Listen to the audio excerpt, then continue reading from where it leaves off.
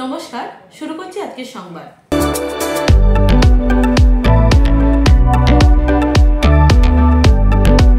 তৃণমূল কংগ্রেসের সর্বভারতীয় সাধারণ সম্পাদকের নির্দেশে জামালপুরে SIR আতঙ্কে মৃতের পরিবারের সঙ্গে দেখা করলেন তৃণমূল নেতৃত্ব।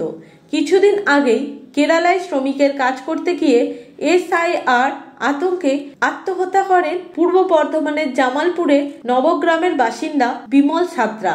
সেই সময় তার বাড়িতে এসেছিলেন তৃণমূলের জেলা সভাপতি রবীন্দ্রনাথ চট্টোপাধ্যায় ও রাজ্যের মন্ত্রী স্বপন দেবনাথ। এবার দলের সর্বভারতীয় সাধারণ সম্পাদক অভিষেক বন্দ্যোপাধ্যায়ের নির্দেশে নবগ্রামে মৃত বিমল বাবুর পরিবারের সঙ্গে দেখা করতে আসেন রাজ্যসভার সাংসদ শামিরুল ইসলাম ও পাণ্ডবেশ্বরের বিধায়ক তথা পশ্চিম বর্ধমান জেলা তৃণমূল কংগ্রেসের সভাপতি নরেন্দ্রনাথ চক্রবর্তী।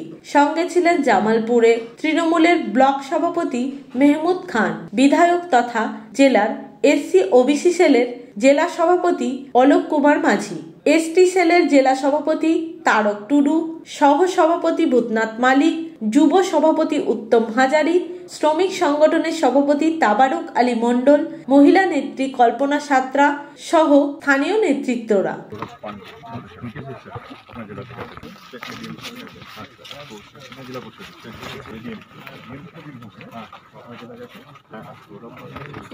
অনেক পাবলিক আছে, কিছু এসে না কিছু আতঙ্কের নাম বাদ যাবে না।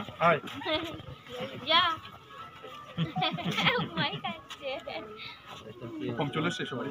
হ্যাঁ ফর্ম চলে এসছে।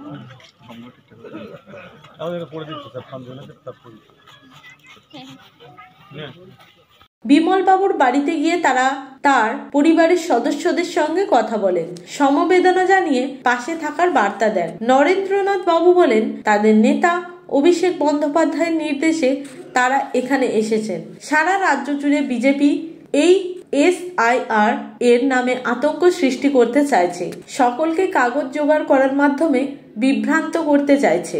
রাজ্যের মুখ্যমন্ত্রী, তাদের নেত্রী মমতা বন্দ্যোপাধ্যায় ও তাদের নেতা অভিষেক বন্দ্যোপাধ্যায় সকলকে আশ্বস্ত করেছেন এই বৈধ নামও তারা বাদ যেতে দেবেন না। তাই কেউ অহেতুক ভয় পাবেন না, সকলের সাথে তৃণমূল কংগ্রেস আছে।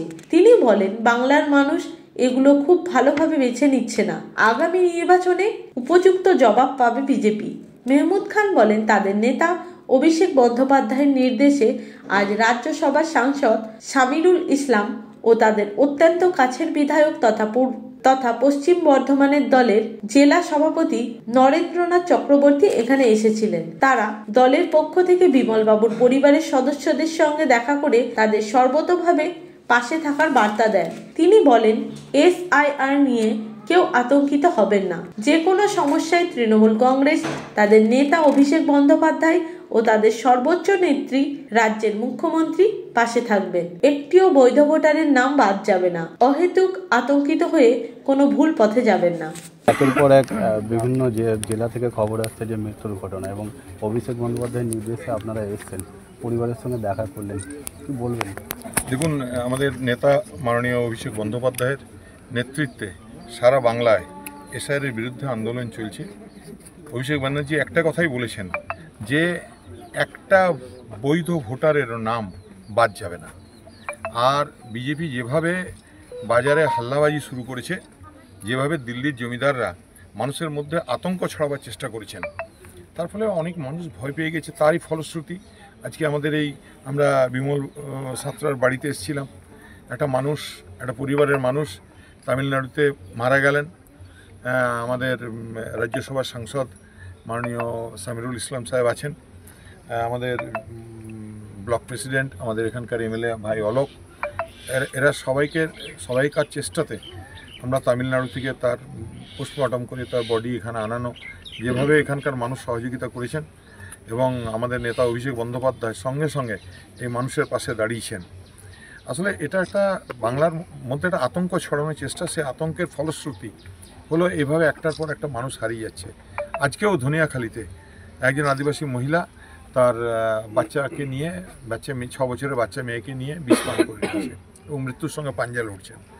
এই যে আতঙ্কর পরিবেশ যারা সৃষ্টি করেছে, তারা কেউ বাদ যাবে না।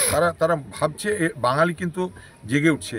এই গ্রামে গঞ্জের মানুষ একটার পর একটা মানুষ এই কাগজ খোঁজার তাগিদে, এই কাগজ কোথায় পাবো, এই যে হন্যে হয়ে ছুটে বেড়ানো, এটা কিন্তু বাঙালি কিন্তু সুদে উসলে নেবে, কিন্তু বাঙালি কিন্তু ছাড়বে না।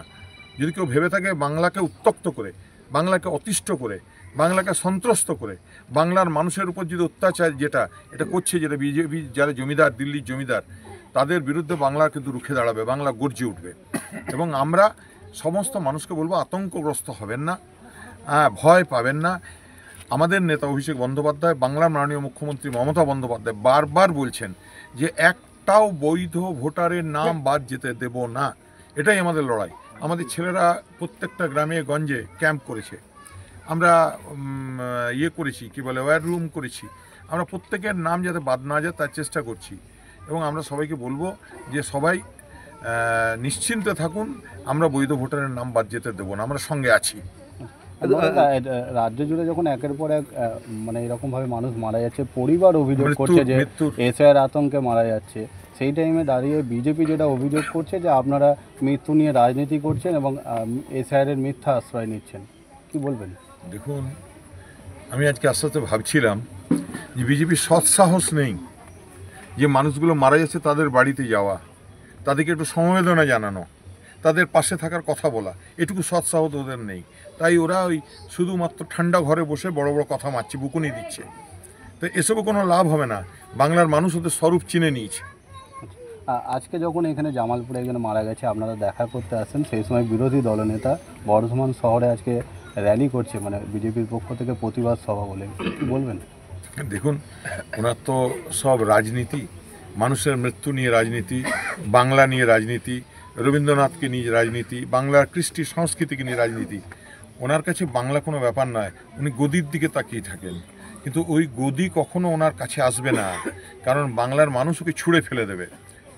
দাদা, এইদিকে দেখা যাচ্ছে যে দুর্গাপুরে আজকে 41 জন মাননীয় মন্ত্রী প্রদীপ মজুমদারের বিধানসভা কেন্দ্রে 41 জনের নাম বাদ চলে গেছে। তারা ভোট দিয়েছেন 2002 সালে এবং তাদের এটা হলো রাষ্ট্রীয় সন্ত্রাস। হ্যাঁ, পোর্টাল থেকে যারা 2002-এর নাম বাদ দিয়ে দিচ্ছে, দুর্গাপুরে 41 জনের নাম বাদ চলে গেছে, বাদ খুঁজে পাওয়া যাচ্ছে না। এটা একটা পরিকল্পিতভাবে বাংলাকে সন্ত্রস্ত করার চেষ্টা। তা আমরা বাংলার মানুষ যারা আছি তারা সবাই একসঙ্গে থাকবো এবং লড়াই করবো এসআইআরের বিরুদ্ধে, অন্যায়ের বিরুদ্ধে, প্রতিহিংসার বিরুদ্ধে।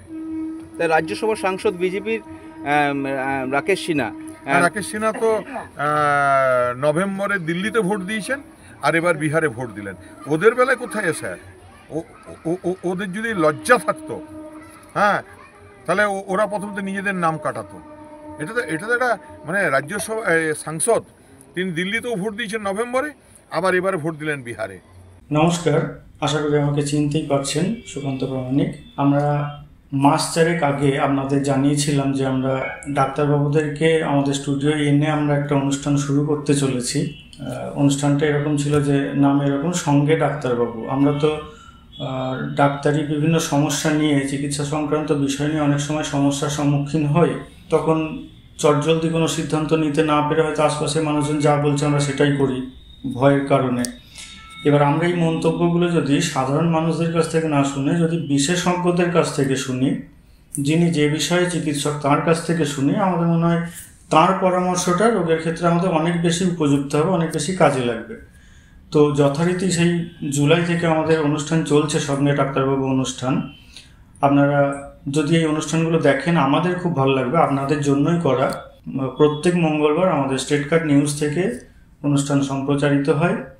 আপনারা সেখানে আসুন, দেখুন অনুষ্ঠানগুলো এবং আপনাদের মতামত যদি জানান, কিভাবে আপনারা উপকৃত হচ্ছেন বা কিভাবে উপকৃত হতে পারেন, কি বিষয় জানতে চাইছেন, এগুলো জানতে পারলে আমাদের সেই ধরনের অনুষ্ঠান করতে আরও সুবিধা হবে।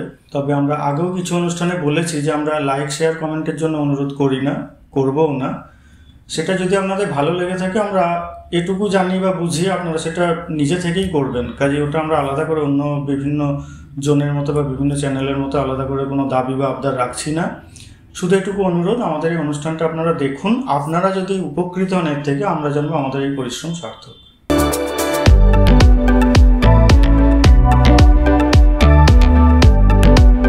আজকের সংবাদ এই পর্যন্ত।